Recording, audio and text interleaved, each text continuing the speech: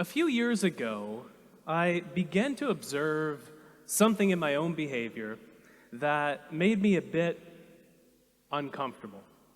And that was that from the moment that I woke up to the morning, to the end of the day, my life was a series of screens.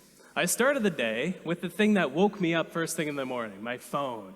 And so I sat there in bed watching various cooking videos on Instagram and bouncing around between a bunch of different applications. But then it was time to get out of bed and cook breakfast. And so the thing that I focused then on, in addition to the omelet in the pan, was the iPad that was right next to the oven. And then it was time to do some work.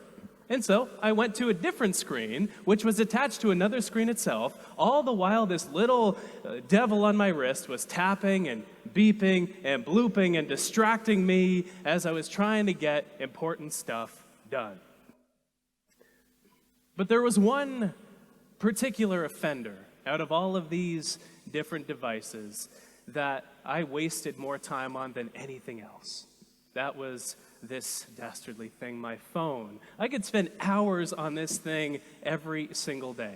And so I decided to essentially, for all intents and purposes, get rid of the thing for a month. As an experiment, I thought I'm going to live on this thing for just 30 minutes every single day at a maximum. And so this is the amount of time I have for maps. This is the amount of time to call my mother. This is the amount of time that I have for everything that I could possibly want to do, to listen to music, to listen to podcasts. And I observed what happened during this time. It took about a week to adjust downward into a new, lower level of stimulation. But once I did, I noticed that three curious things began to happen. First, my attention span grew. It was like I could focus on things not effortlessly, but with much more ease than I could before this experiment started. In addition to this, though, as I was going about the world, and especially when my mind wandered a bit, I had more ideas that my mind arrived at. And on top of this, I had more plans and thoughts about the future. Getting rid of one simple device led to these three effects. Why?